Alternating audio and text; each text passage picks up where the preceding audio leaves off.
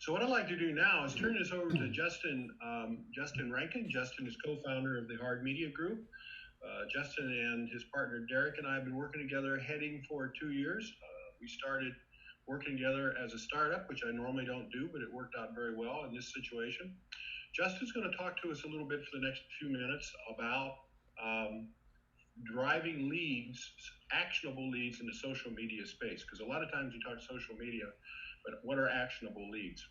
Justin would ask me that if you have a question or whatever, and just shoot it on the chat. We'll stop him right there and we'll get it answered rather than trying to wait to the end for questions.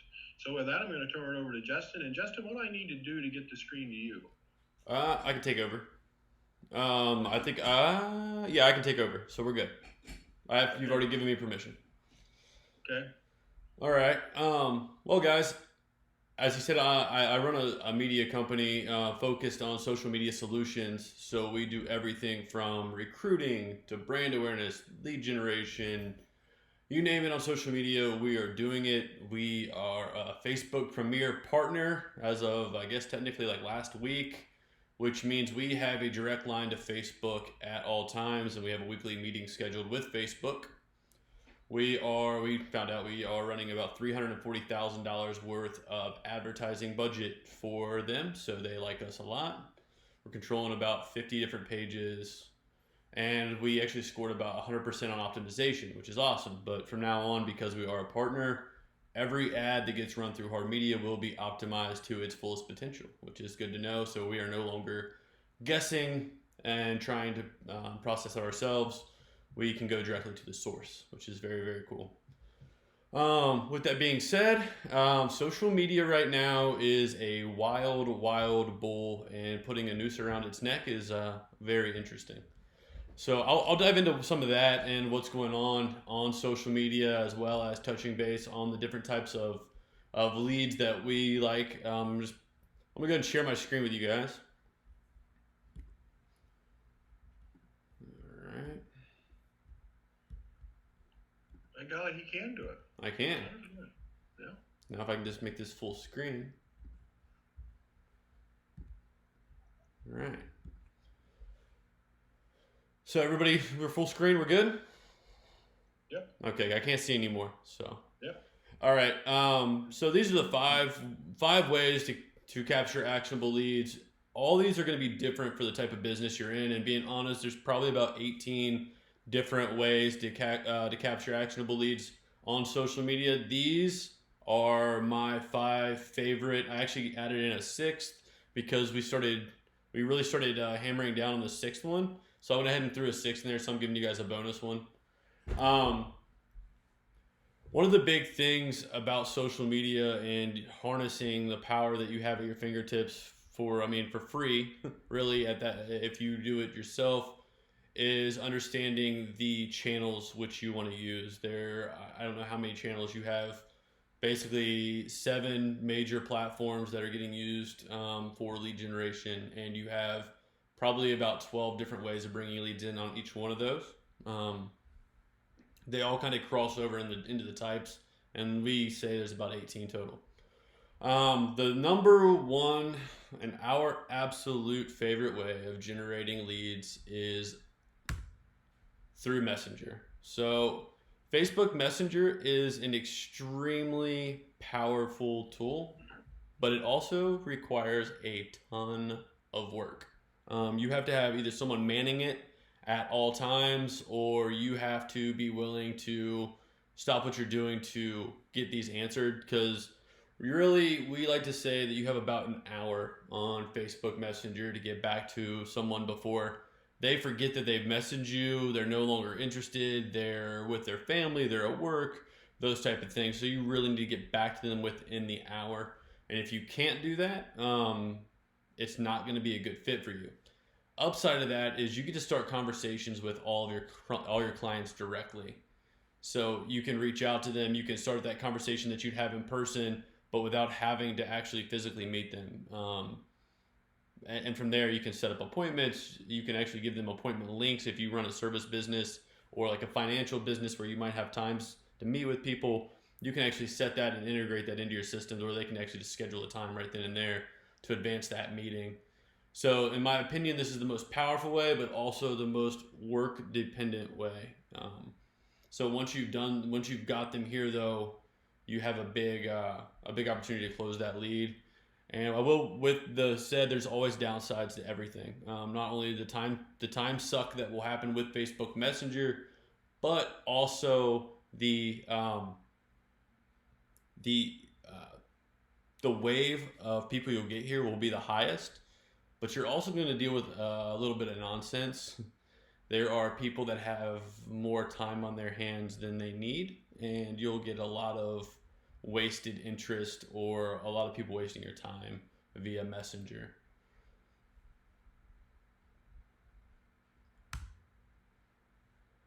So the next one we have is website traffic. It's been the same. This has been, I mean, people have been trying to drive people to their website for probably 15, 20 years at this point to do something. It's a lot different now than it's ever been, and it continuously is changing. You guys know about funneling, I'm sure. If you haven't heard about it, is website funneling, and that's forcing people back to your website and then closing them with a lead form or some kind of form that's on here. This is a company that we work with down in Augusta, Georgia. They do different types of concrete coating, and they run a lot of high production video and a lot of high production ads. And they like funneling everybody through their website so that people can be informed before reaching out. They have a big field team, but they don't have a lot of office support. So if you're in a case like that, this is a beautiful way of doing this, because they want people to know exactly what they do, so they're not getting calls about, hey, can you stamp my concrete? Do you pour concrete? The type of stuff they don't do. Really, all they're doing is doing surface coating on top of concrete to make, pools look better, porches look better, to make them clean, those type of things. And so, like I said, the number one thing to drive all this is going to be content. So we create all of their content, and a lot of the content can be simplified for some of these ads. So if you guys are trying to get your foot in the water before working with an agency or hiring someone internally, there you can use some simpler content to do these same concepts. So this is the ad that we ran for them.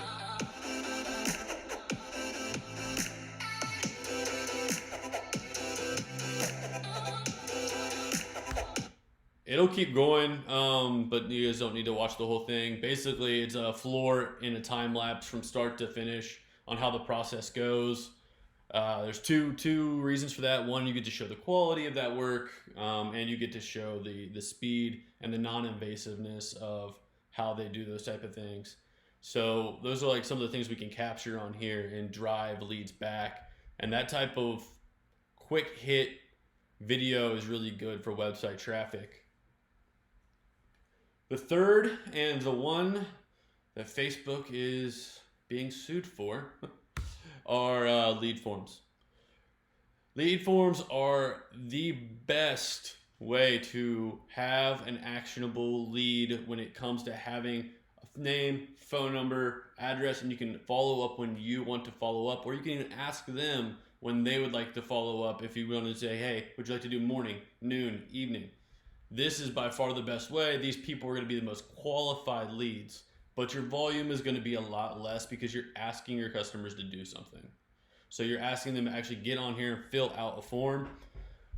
But the quality of these leads is super high, and the cost per lead, as you guys can see right here, where's my markup? Well, I don't know where my marker is, but the cost per lead is right there in the middle of the screen. It is about $9 per lead form, and most industries will kill for that. In this industry, which is the epoxy flooring industry, these guys, the average cost per lead is usually about $80 to $150. So for a solid qualified lead, and they're getting them for about $9. Facebook, being honest, leveraged this a little too hard and didn't put in some security measures they should have initially. And they got in some trouble for it. You'll probably see news articles about it quite a bit. This was happening right before we went into COVID mode, so it might be a little more hush than it was going to be. but they've got everything fixed on their side of things, and these leads are as good as they've ever been. And they've lowered the volume of these leads so that these leads are more qualified, and they're delivering what they promised in the first place. And when you get leads like this, these are also, you can really, really, really narrow in your scope with these type of leads, because you can see right here, you can pull this on any type of lead, but with your messaging lead, you can really see where your ad's being distributed and where it's being effective in a direct concept, instead of having to actually go through the back end and do it. So if you were to do this yourself, you have a little bit better numbers on the front end of Facebook than you would have without using business.facebook.com.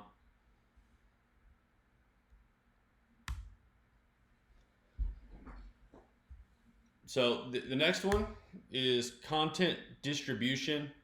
This is my favorite way for people in the B2B industry to dominate. A lot of you guys, just knowing who all is on this call, do a lot of B2B. A lot of you are going to be big LinkedIn players. And so getting out consistent content 3 to 4 days a week is an absolute perfect way to start dominating on these platforms. I'm not talking about sharing, I'm talking about original content. So this video is original content. If you guys literally just write a post, share photos, all original content, should be doing that 3 to 4 times a week to make this method work. What you're going to do is the algorithms at LinkedIn, Facebook, Twitter, no matter where you're using, when you're creating consistent content, you will get preferential treatment because you're getting consistent engagement. And it's also based on the quality, though. If you guys put up lots of highly used photos, lots of, like, if the wording's not quality, if you're not adding value, that won't be the case as well. So the content's got to be quality, and you have to stay consistent. This is the approach that we took. We do some work for Bob, and we took this approach with Bob, and we have made him an influencer heavily in his market. And so now his content gets seen by a lot of people, which allows him to continue touch base without actually having to be there. So a lot of the content that's going out is speaking for Bob without Bob actually having to talk to his customers. So he almost walks into a warm lead when he communicates with them. And we do this for, I'd say about half our client base. That we use this on LinkedIn, but we do the consistent touch contact with content 3 to 4 days a week with every one of our clients. We really will not allow anyone to work with us without doing it, because inevitably it will become free leads for you, and it will allow you to also grow your following and get the algorithm love from the different social media platforms. I went ahead and put the video in here so you can see some of the quality of the video that I would recommend at certain times. Jab, jab, right hook. I don't know if you guys are a big Gary V. Any of you guys are Gary V guys or girls, but Gary V kind of always talks about how you need to have light content, powerful content coming through every so often. So this is, do we have a question, guys? Neil? No. Okay. Good. I saw something flash in my screen. Okay, so I'm going to go ahead and play this video.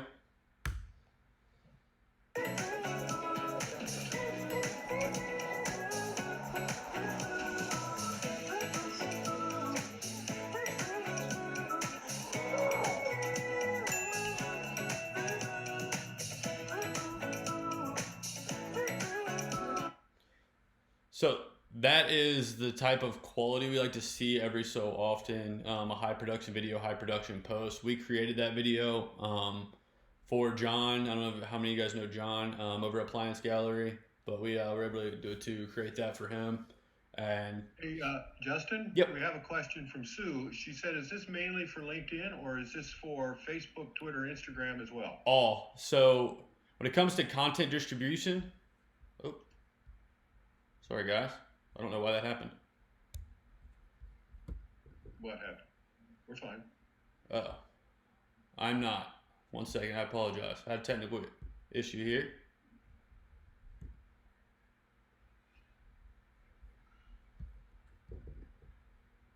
Can you only see my screen? No, We, we got.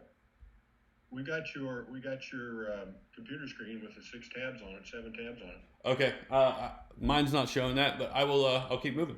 No. So you should be doing this on every platform that you think are going to be relevant, and in our opinion, every platform is relevant. So let's just say you do financial advising, and you typically Instagram's not going to be your strongest platform to play on. It's very visual, and it's harder to get content out because you can't really even use paragraphs or anything like that. It's one big long string, hashtag dominant, so it's not strong play there.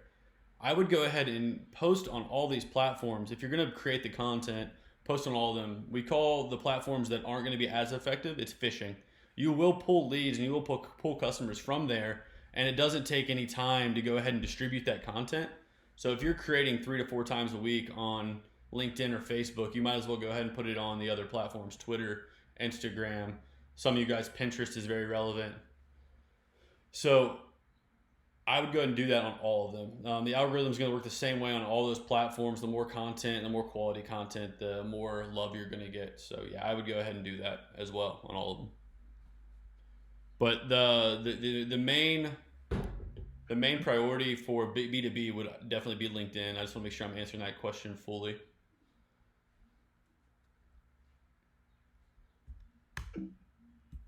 All right. There we go. All right. So I'm still having a little trouble here, guys. I'm sorry. I don't know what happened.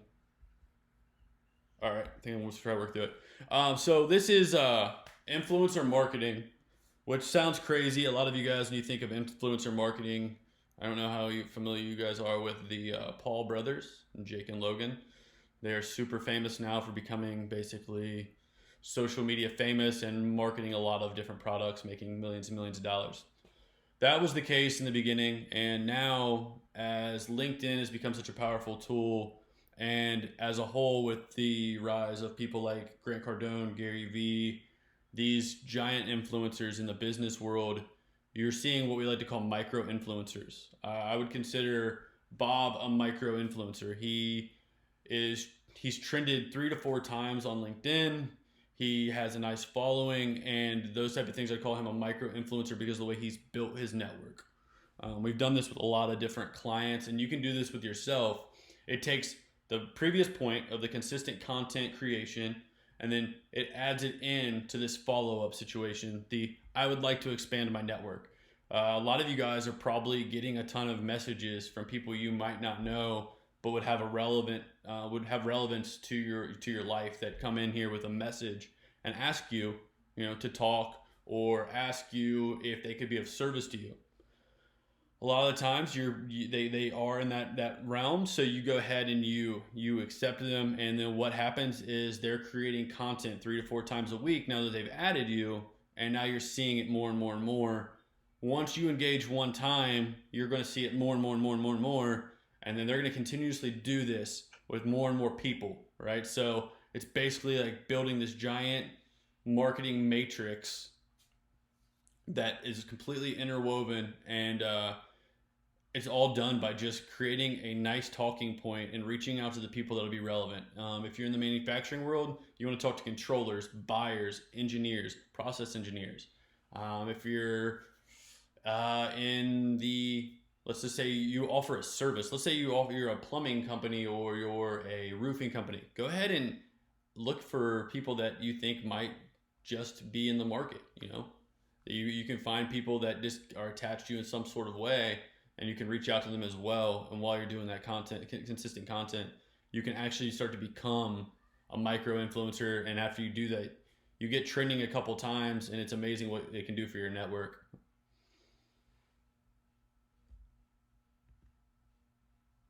And then the last one, we really have seen this is an original Facebook marketing tactic that really went away for probably 2 to 3 years. People got a little weird about providing phone numbers, but now with the ability to use like Time Warner or even Facebook, they'll provide tracking numbers, or Google provide tracking numbers. You can stay away from your actual phone number. And what we'd recommend is if you are a business owner that needs to use this is the click to call.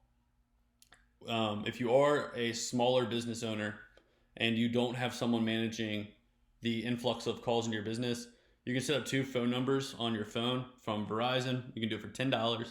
I'm sure all the other ones have the same package. And then you attach a tracking number through Google to attach that. And we'll use that for a direct click to call campaign. And we can set this for certain times. So if you only want to accept calls from 8 a.m. to 5 p.m. or 7 a.m. or 7 a.m. to 6 p.m., whatever that is, we can do that. And we launch these type of ads out. It's something you guys can do as well. So we are here. We have a video of a squirrel getting into a gutter for Gutter Glove. They're one of our clients in Atlanta. And this video is pretty neat. It shows you, especially down there where they have a lot of pest issues and bug issues, it shows how this stops them from getting into your root. Yep. Are you trying to show us the video? We're only seeing the computer with the tabs on it. Oh, it didn't. No, nothing's launched. Hold on real quick. See if I can fix this situation. Okay. I'm glad to see at 67 years old that maybe I'm not as bad as I thought. It did it on its own. I didn't even touch anything. I thought it was very odd.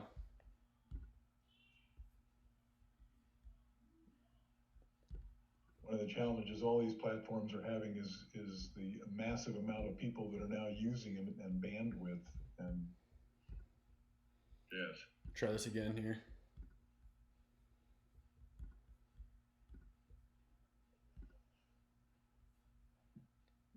Do I have control? Looks good to me. Okay. You got it. Perfect. I don't know what happened there, guys. I apologize. But this is what I was talking about with Click to Call campaign. You can see the squirrel over here getting in the gutter. And this is the ad they ran. This is exactly, if you look in that box, the white box inside the gray box on your right-hand side, that's exactly what that ad's going to look like on Facebook. And when they click that Click to Call on a mobile, we only allow this ad to be run mobily. So you don't have to worry about spending money on a desktop because you can't Click to Call a desktop. We'll only run it on a mobile-friendly device. And that will allow them to call you on the go. And it's a really cool kind of ad to complement anything else you're running. It works great for the service industry. These guys were getting about 140 calls off this a week. So, like I said, that would be the reason you would want to set in some parameters about when you're allowing calls to come in and those type of things. But this used to be a really big method of marketing on Facebook probably 3 years ago, and we're seeing a resurgence with people not wanting to invest as much time as much. This is so much more passive, is the right way of saying that. So if you want a passive way of having customers reach out to you without having to be attached to your computer or your device as often, this is the way to go. So those are the 6 of our favorite ways to capture actionable leads. So those leads can come across all 6 of those. The content distribution and website traffic and influencer marketing don't have to have ad spend behind them. Those 3 can be done on an organic basis, and they just take work and consistency. The other 3, the messenger, the click to call, and the lead forms, you have to have a budget in place. And just with 100% transparency, if you're not spending at least $350 to $500 a month at the minimum side on one of these platforms, I would tell you to stay away from running any kind of an ad spend there. There's just a level in which you need to spend to really get love from Facebook. They claim that they don't have preferential treatment based on spend. I don't believe that. I've seen what happens, so I recommend all my businesses first getting started to go in with $350 a month. And then we have companies that spend upwards of $10,000 a month. And so it just depends on what you're looking to do with those 3. And those are going to be by far much more fast or much quicker ways of gaining leads than the other 3. The other 3 are going to take time. They're a snowball effect, right? They're you start off with something, a snowball, and you push it down the hill, and over time it gets bigger and bigger and bigger and bigger. And it just takes consistency and time. The other 3, you can inject leads and customers into your business right away. So I'm gonna finish up with some social media tips that we're giving out right now. If you are gonna do this, get on business.facebook.com, build your entire business profile out, do everything on there that you can possibly do. Watch your trackability. It gives you access to better types of advertising, gives you better information and those type of things. If you're not on there, I have a hard time justifying spending money with Facebook right now. They're really pushing this. Part of it is to combat LinkedIn a little bit. The other is that they want to keep more people using their ads, and if they can give you better numbers and better feedback, you're going to stay there. The other one is Google right now. I don't know how many of you guys use Google AdWords. The cost is outrageous. It is just insanity. I know we're looking at $80 a click in restoration and plumbing. There's $80 a click is insane. That money can be better used. And so you're coming from a guy who did lots of PPC work. I still do for some of my clients that makes sense for. It's just the time isn't now on there. The spend is so much better on LinkedIn, Facebook, Twitter, Instagram. You can just get so much more for your money elsewhere. So, Justin, can you just define, I think probably everybody knows, but just for clarification, what a near me company is? Yeah, sorry. So near me companies are anyone who will use their Google bar and will end it in near me. Restaurants near me, plumbers near me, HVAC near me. If your business isn't a type of business that someone's going to put near me at the end of it, I don't think Google is right for you. It's not worth the spend. If you're a restoration company and you want to dump money in every time it rains, great idea. Someone's going to look for restoration, basement flooding near me, those type of things. And the last one is always the most controversial thing we will say, but we'd like to tell everyone that SEO is dead. And I know a lot of people don't like to hear that. But the thing is all of the old nonsense that went on websites with like keywords and linking and that stuff, all those old school SEO tactics probably make up about 10% of what Google cares about now. The other 90% is content creation, consistent content creation on your website, consistent content creation on social media. So social media can be backlinked to your website. Google's smart enough to realize that you're creating 4 posts a week on there, so your company is very, very relevant. So that's why we kind of say SEO is dead. The tactics are definitely dead. And the other thing is we're in 2020. This SEO concept's been around for 20 years. Companies now, I like to consider, if you think the SEO element that's in the world is like a gated community and nobody wants to move out. Everyone's maintaining their yards, their houses. They're involved in the neighborhood watch. No one wants to leave. So how do you get into a neighborhood that no one wants to leave? Well, you don't, because they were there first and they did everything right. So you can't get on page 1 of Facebook if you have tight competition doing all the right things. You need to attack somewhere else and try to beat them out. And that would be on social media. So guys, that's really all I have on the actionable leads. So does anyone have any questions about anything I covered?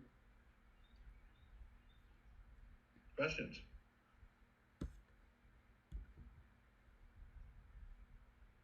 You must have baffled them. Sorry. I have a quick question. Uh-huh.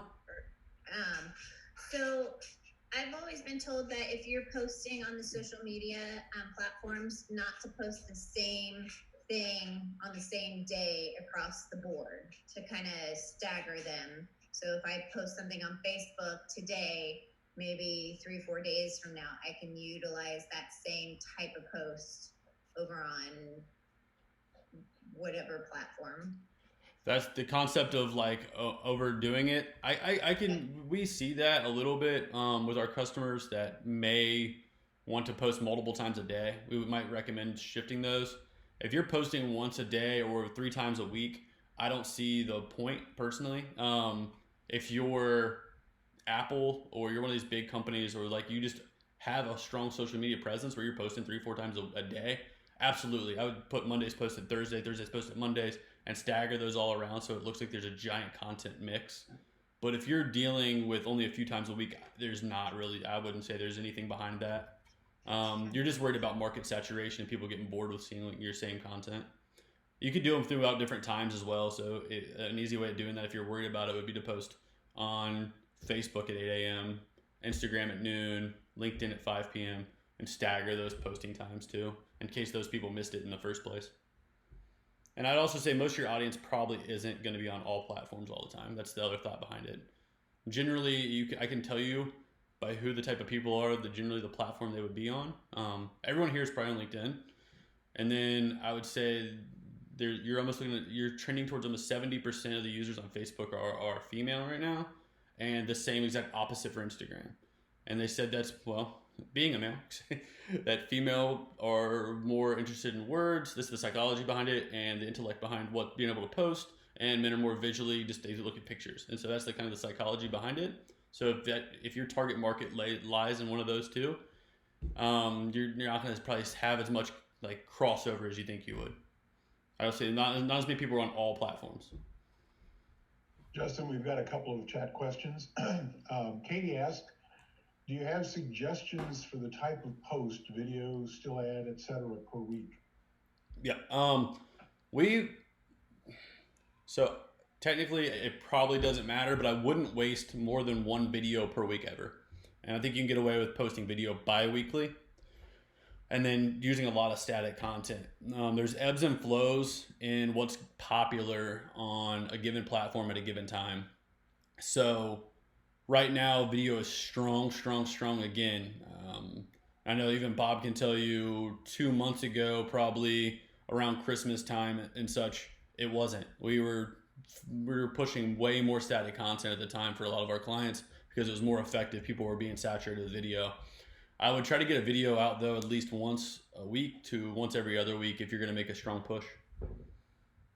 And not to get too complex, but to add from my publishing background, if you won the lottery and don't want anybody to know it, you want to win it during a time like this because they'll never publish that news. So another question from Scott, can we get a copy of your presentation? Absolutely. I screen recorded all this, so I will be happy to send it to anybody who wants it. I'll get the list from Bob and I will fire that out.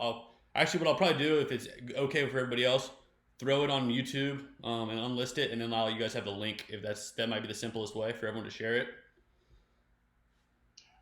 Okay, great. Jeff asks. I would just throw in on the LinkedIn thing. Our frequency, our pattern right now is that we do post a week, Tuesday, 3. Our static post Wednesday is video, although right now with the situation we're in, it's tough to get together to shoot video, if you will. That gives us the best return. My average views on LinkedIn at a given time are anywhere from 750 to 900 per post. I have one, some of you may have seen, it was a picture of John Wayne. Within a day, we had 1,250 views of that baby. And so it's, there's some science, but a lot of it's art, and that's why I turn it over to Justin. Yeah, and there are platforms out there. If you guys are going to make this push internally and not use an agency, there are platforms that will track your engagement times, and that's what we've done with Bob. Bob has posted so much over such a period of time. I mean, it's like we have it narrowed down to a pretty, and it does randomly on certain days. It will jump. Like Bob all of a sudden will post at 5 p.m. or he'll post at 1 p.m. when he typically is really good in the morning. But that my platform will track that and will automatically post at hot engagement times, and that's available for anyone. Hootsuite is the best, but it's also the most expensive. There's cheaper alternatives out there with like Buffer and a few others as well. And Justin, Jeff asks, can one easily track the costs and conversion rates using the different approaches? Absolutely. It's a little complex if you decide to integrate your website. There's a tool called Facebook Pixel that can be added to any web page. So you can actually look at conversion, and you can actually look at conversion per page of where you've sent people from social media. You can also use Google Analytics. If you have a Google Analytics processor inside of your website and you have the social media backlinked, you can track it that way as well, and it's a little bit easier of an integration than Facebook Pixel is. So there are two different ways of doing that, as well as let's say if you're using LinkedIn, you're going to need to use, if LinkedIn's going to be a strong platform, you're going to need to use the Google Analytics way of doing that. If you're going to use Twitter, Instagram, Facebook, any of those, Facebook Pixel is a little more effective, and you can use it there. So I like to use both. We use both on our website, depending on how much you want to push people back there. If you're going to stay inside the platform, I would tell you, especially for businesses that are only going to have one account. So if you only have one Twitter, one Facebook, one Instagram, and you use either Hootsuite or Buffer for those, it's super cheap. It's like 15 or 25 bucks a month, and it will track all your analytics right then and there, so you can see exactly how those posts are working. And Katie said, thank you, perfect. Steve asks, any adjustments you would recommend for business during this shutdown? What's working and what's not working this period? Yeah, it's been shifting so fast. Content is saturated right now. So we are telling everyone to slow down spends and increase. So typically, like my service industry guys, my financial guys, the people that want to see a lot of human beings to make their businesses work, right? We would tell them, get more leads, less quality. And there's literally a meter I can use to shift and funnel through. Like if you want to go with more people, go with more people. Right now we're telling everyone, slow your ad spend down. Let's reach less people, but let's qualify those leads right now because there's so much content on social media. We've really had some struggles with certain clients also. We do a lot in the healthcare industry. It's one of our strongest places to play. And right now with COVID and Facebook and Twitter, Instagram, all three have promised to take down misinformation, and they're doing this at a rapid rate. So any health communication right now is very difficult. So we've been even telling them to be very careful with wording, be very careful with COVID. And even if you're doing an organic push with non-spend, they're going to degrade the value of that if you're using COVID and that algorithm doesn't pick up the right words inside of your messaging. So quality is essential right now, and I would lessen the spend, up the quality. Great, thank you, Justin. Scott asks, does LinkedIn work with Hootsuite? It does, to an extent. So LinkedIn, of course, is the least integrated out of all the platforms. They're trying, but you can post everything there except for video. LinkedIn still has not allowed third-party video integration. Not sure why, but it still isn't there. They promised it this year with COVID and everything else. I don't know if it's going to happen. So hopefully soon. But you can static post there. Posting once a week or once every other week to get a video out and doing it manually isn't bad. And Steve responded, great point on using COVID in your post. Didn't think of that one. Thank you. No problem. Well, I'll tell you what, Justin, I as usual, kick ass. Sorry if I offended anyone there. Thank you. But kick ass, just a tremendous job. We appreciate it very much. I think you got a lot of good value there for us. And that's why we do these things, if you will. I have about 10:20 right now. Let's take a 2 or 3 minute stretch break, and then we'll come back and we'll do an abbreviated roundtable, just so you all can get a feel for it. I'm mindful of your 11 o'clock stop time, and if we can go a little longer, that's fine, but I'm very mindful of that. So let's take about 2 minutes to stretch and, input, output if you need to, and we'll see you in a couple minutes. We would take each member would bring an item or an issue, if you will, as it relates to something they're struggling with. And we would do a questioning process followed by feedback from other business owners. And so, again, being mindful of your time, we want to do that. Christina, I'm curious if you'd be willing to be the guinea pig in this one, if you will, in terms of how you promoted your business. Is that where your challenge is at? Is that right? Yes, we're talking about the new one. Yes. So here's what we'll do. Christina will present an item, her new one, what her challenge is. We'll do some quick questioning, and then we'll get feedback. Remember, we got, was it 384 years experience, Neil? 349. 349. Oh, wow. We got younger, if you will. So, Christina, explain the challenge you have, and then we'll do some questioning. And we'll do this in abbreviated. This is more of a proof of concept. But go ahead, Christina. Okay, so my challenge is the fact that I kind of switched gears mid-gear in regards to starting this new business. The initial intent was to be that bridge for companies, to go into companies with the background that I have and provide support, be it from the financial aspect, kind of marketing aspect, building processes. I've worn so many hats throughout my years of small business, but an opportunity dropped itself in my lap over the weekend, and I decided to capitalize on it because of the time that we're facing right now. So, well, you literally started this business 4 days ago. I did, yes. The name and the concept kind of came about a couple of weeks ago, again for a different intent. But I'm running with this new thing through the describe the thing to us. So sneeze guards. There are these plastic shields that you can either hang from the ceiling. We have freestanding ones. They have the slots either at the bottom. All of them are customizable if needed, or just standard ones that we have in place. So essentially, gas station attendants, some form of barrier that can go between the attendant and the consumer. From what I'm reading and hearing, I'm hearing that this is more airborne now, not just from the touch. So if someone's coughing or sneezing and that nature, it's just that barrier that's protecting the two parties interacting with one another. Banks, gas stations, hospitals, grocery stores. Those are my 4 top priority clients. Maybe pizza places. Yeah. I mean, honestly,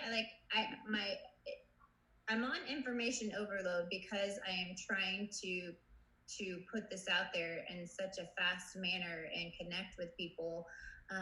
That's my challenge, is that I know I have a short window of time to capture an audience. And I know we've already been seeing some of these guards go up in Columbus area. So it's making its way. That's my challenge is how do I effectively get in front of people without being able to actually get in front of them face to face. Okay, Dory, we're going to do some questioning now. Don't try to solve the problem yet. We're going to make sure everybody in this group understands the issue, if you will. It's pretty straightforward, but there are like 12 of us here, and so, about 3 different views. But Dory, you had a question? Yeah, my question is, I saw something recently on, I don't know which platform it was.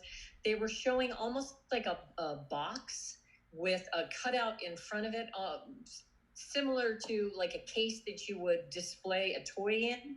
And they were talking about being able to make these plastic boxes in order for doctors to be able to intubate. And they would kind of go like over the patient's head, so to speak, so that the doctors would be safely blocked while intubating from the virus. Is that something you think you might be able to make? I would imagine. Is it like a plastic box? It's a plastic. It is. I'll see if I can find it. I'll see if I can find it and forward it to you. Okay. It was fascinating. It was absolutely so that they could almost just pick the box back up and clean it and then set it over the next patient they had to intubate, and it completely safeguards the physician. The opening is down kind of in front. It's like a cutout in front of them.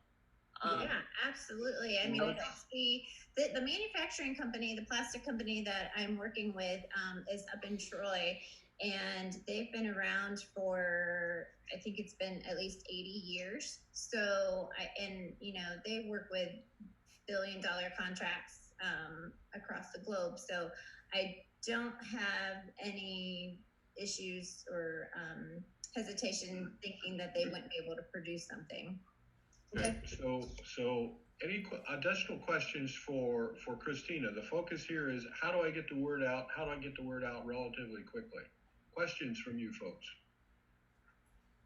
Don't try to solve the problem yet. Let's just make sure we're all on the same page.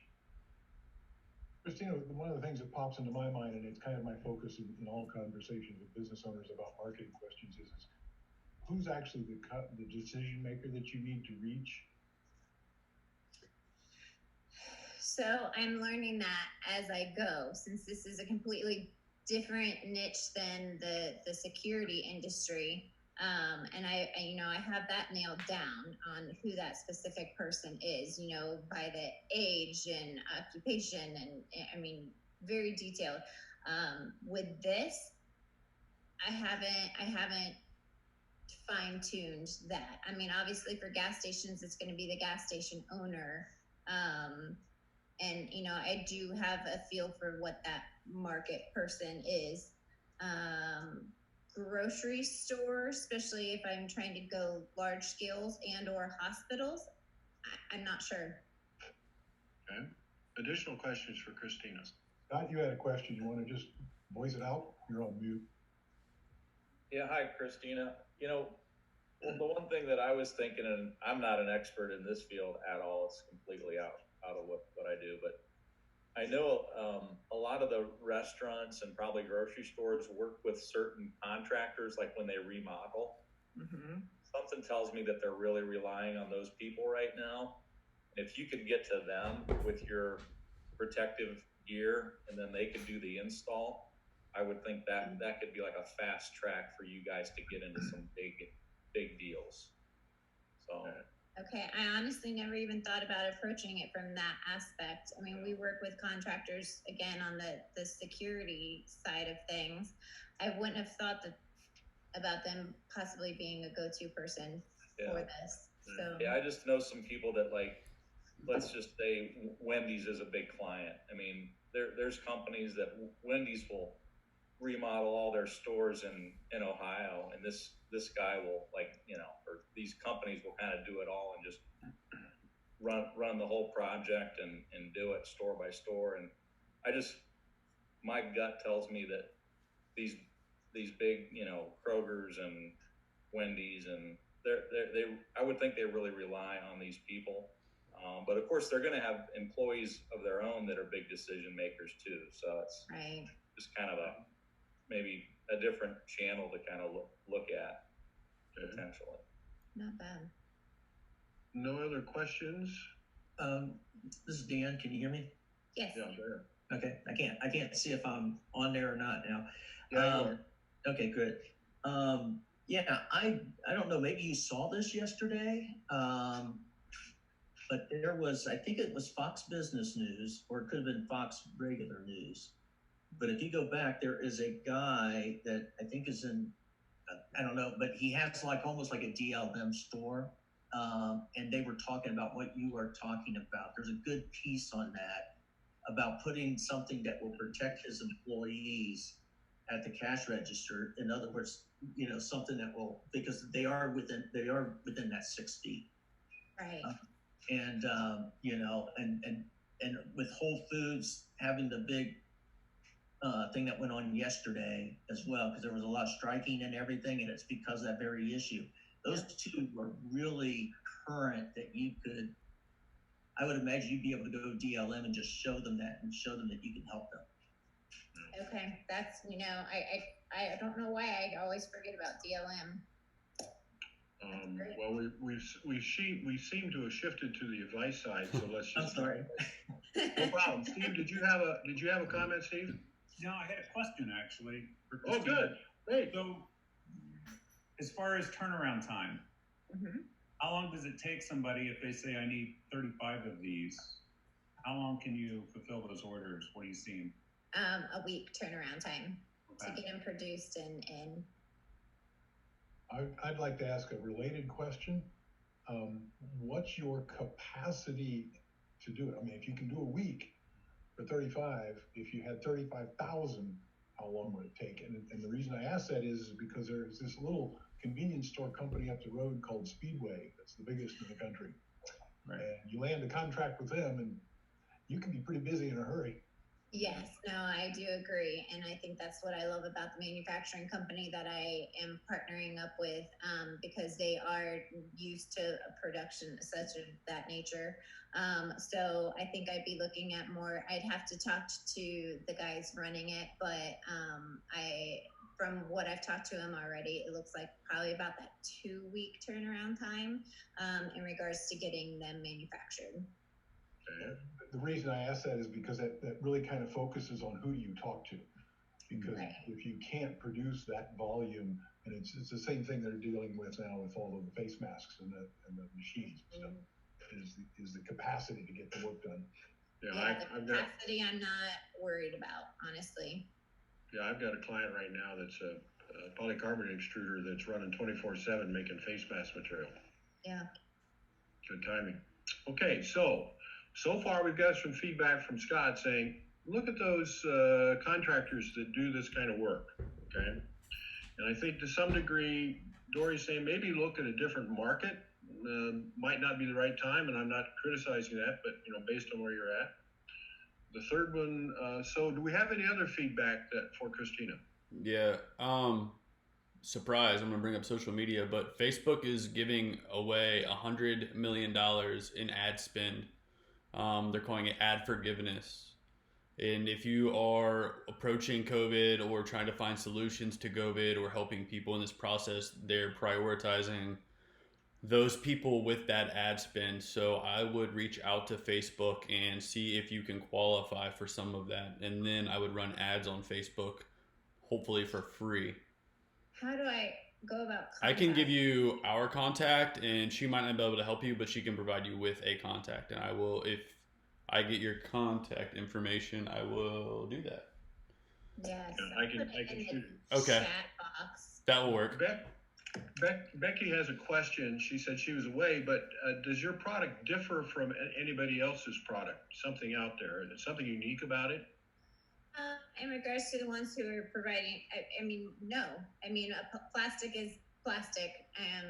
So the thing about us, I guess, that I don't know that we would differ in regards to the fact that we can customize it to whatever the situation may be. So different sizes, different types of holes, whether it's hanging, freestanding, bolted, whatever the case. I don't know that really differs from someone else being able to produce it, other than the fact that, again, I'm working with a manufacturing company who's been around for 80 plus years and can produce the product in a professional and very, very clear. In fact, like, I'm having a hard time doing photography because I'm not a professional, first of all, but it's so clear that it's hard to get it captured by photo and see it. I can find you a photographer if you'd like. He's a professional photographer. Happy to do it for you. Okay, great. Amazon and SD filter. Okay, additional thoughts here for Christina. Christina, this is Jeff. Have you, just a question here, can you fulfill regionally, nationally? What can you do? Yes, all of the above. In fact, I've already talked to my graphic designer about putting together a website, an e-commerce website, how quickly I can get that turned around. The company you're working with, can they fulfill nationally? Is that a question? I currently do as it stands. Okay. So additional feedback for Christina. Well, go ahead, Neil.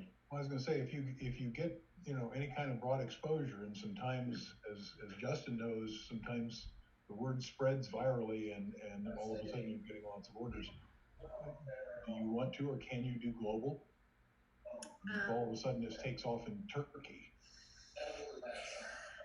I don't know. I've never done international business, so I'm not gonna lie. I don't know what it takes. Right. I will as say, far as my part, as far as the business, what type of certificates or licenses or whatever that case may be, I don't know. I don't know enough about that.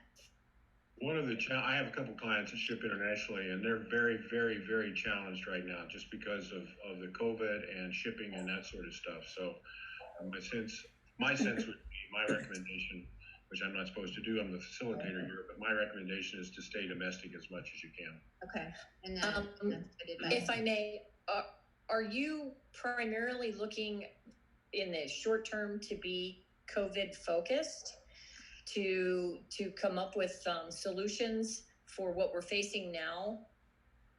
If so, I would think that possibly trying to reach out on the state level to some of the, Dr. Acton, try to reach out to the state level, see what their needs are, and see how you could meet them. Yes, that's great advice. Yes, right now my full focus is to face the challenges with COVID. And, sorry, this small place, little dogs. My goal is to. Tucker, come here. I'm so sorry. It's COVID based. Long term, yes, I can foresee working with this plastics company moving forward and being able to produce products, hopefully moving forward, that don't necessarily have to be just this immediate need. Okay. Any other feedback for her? Christina, Jeff again. Have you considered or thought about indirect channels? So you take Justin, his company, he's got a lot of clients, some of which might fit into that space. Obviously, there's a Casanos connection here. There might be a way, there's other companies out there that deal with large corporations, but multi-location corporations. Company Tiger Pistol is one of our customers that does that. And so they service Arby's franchise owners, for example. So have you looked at indirect channels like that at all? No, I have not. Like I said, day 4, so I'm on just kind of overload of what the best direction is. So I guess in terms of what you're saying, what are you suggesting? What would be the best way for me to go into that route? Well, I mean, I think direct sales is going to take time because you don't know the people to talk to. Indirect channels, people are already connected to the right people. You just got to open up that door to those, and they give away way faster. How do I connect with those people or find them? Well, some of them are here. Well, Well, and yeah, that's a good point. And the other thing associated with that, my mind just went blank. I'm sorry. Additional thoughts here. Yeah, Christina, do you have? I know you talked about photos and how that's a challenge. So let's just say you're having a conversation with somebody that's interested. Do you have spec sheets and anything you can share with them that? Yes, I have a couple brochures that lay out, what the product is, and it's not just the sneeze guards too. I mean, we are doing the social distancing decals as well. Okay. Yeah, cool. Quick. Dan just sent a note. He said there's an article by Stu Leonard. Stu Leonard owns a fair number of grocery stores on the East Coast. It's on Fox Business, and he's talking about they're having a tough time getting people to come to work just because of what you're talking about. Yeah. So, Dan, I will give you Christine's email address, and you can just send her that link if that's okay. Yeah, it's right on there if she wants to. It's right here. It's already on the chat. Okay. Quick little small tip away from everything else. If you're gonna take photos, buy like an SD filter. They're like $10 for your camera or for your iPhone, and you'll be able to see the clear. Okay. They're super cheap, and you can buy one for either. I think you can actually download like an SD filter app for your iPhone, so that should allow you to be able to take pictures a little better. SE filter. SD. What? D. D as in dog? Yep. Mm-hmm. S in sand, D as in dog. I had both letters wrong. Yeah. Right. Hey, Christina, the one thing that I would recommend you do, especially as you're trying to get something off the ground so quickly,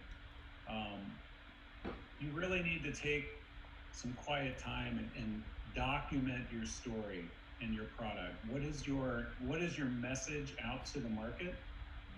Because if you have to hit that quickly so people understand exactly what it is and, more importantly, your why. And that will then start resonating, especially as you're starting to put things out towards social media, which everything has turned to social media these past 30 days. And if you can somehow get the attention, of press, any of the media outlets, and it was mentioned that go to the state level, I think it's a great idea. But you need to spend some time to get your message crystal clear, and that'll help. I think that's a great thing. I did do a Facebook or a video that I posted out on my Facebook page, kind of incorporating some of that as my why. But I think I need to fine tune it and drill it down even further just for this specific need. So I like that recommendation. Okay. Wow, you got quite a bit of stuff there. Yes, I did. So, kind of review, as I recall, Neil was saying, make sure you get the messaging down, which is support of what Steve is saying in terms of what's your why. You've got one shot, so you got to make sure the message is correct. Jeff is saying, well, think about indirect channels. Scott was saying, well, you might want to look at those people who do the construction for. And actually, believe it or not, I'm familiar with a company that builds all of the seating for Wendy's. They're in Spring Grove. And ability. Justin, your comment about the social media side was what? There's there is about $100 million worth of free ad spend Facebook's giving away to anyone helping. That's right. Yeah, Facebook free ad spend. Okay. So of all of that, if we were having another meeting in 2 weeks, we would ask you to report. Of all that, what is the first thing you're going to do? The Facebook spend, quite honestly, probably. Okay. And but back to what Steve said, do you have the messaging correct? Well, good point. No, I don't. So that's probably going to be my first thing. So you got a 1A and 1B. Get the messaging correct, and then go see Facebook. Yeah. Yeah, just tell them you know Justin, and they'll just go, "Oh, what a great guy!" Right. Perfect. Well, folks, you've just experienced what a tab board meeting works like. It was a little bit more rapid fire, if you will, but this is generally what happens when 7 or 8 business owners get together. They've got an issue, and we're taking advantage of the 349 years of experience. And so hopefully, Christina, you've got some things you can work with and keep me appraised in that regard as well. So, and what's going on. And of course, I'll call you. So, is there a way to get contact information for everyone? As long as everybody's happy with that, I'll send contact information to everybody. Does anybody have any problem with that? Speak now or forever hold your peace. That's what I said almost 45 years ago, and I haven't spoken yet. So, anyway. Well, I will provide to everyone then the attendees and the information associated with that. But as I said, that's the way tab board works. And our traditional model was a half-a-day meeting a month plus individual coaching. We've shifted that model slightly during this period of time to an hour and a half to 2 hours video twice a month, as well as individual coaching face-to-face, if you will. We are in the process of building a 5th group, and it will be a video group initially. And Neil will be facilitating that group as well. So if there's an interest to have additional conversation, I'd love to chat with you and to talk about how that is and so forth, and then in that scenario. And anytime you commit to what we do, it's a month-to-month commitment. It's not a long-term commitment. So it's not like sign up for a year and see what you got. But right now, timing could be good. But again, it's not a sales pitch. Any other thoughts or ideas before I wrap this up? I have 1 or 2 other things I'd like to say, but any feedback that any of you would like to give at this juncture? Just as an attention getter, Katie said, "This is great. Thank you for hosting." Yeah, my pleasure. We'll have another one in 2 weeks. We're not quite sure what the lead topic will be, but we'll get that nailed down shortly. Also, you may not be able to see this, and of course it shows backwards, but I have a book I'd like to give everyone. So if you could I could drop it off or send me your address. Some of you have this already. It's called Timeless Principles of Exceptional Business. I know Scott has it, Christina has it, maybe Becky has it. It's 25 vignettes about ways to do business and successes that business owners have had and so forth.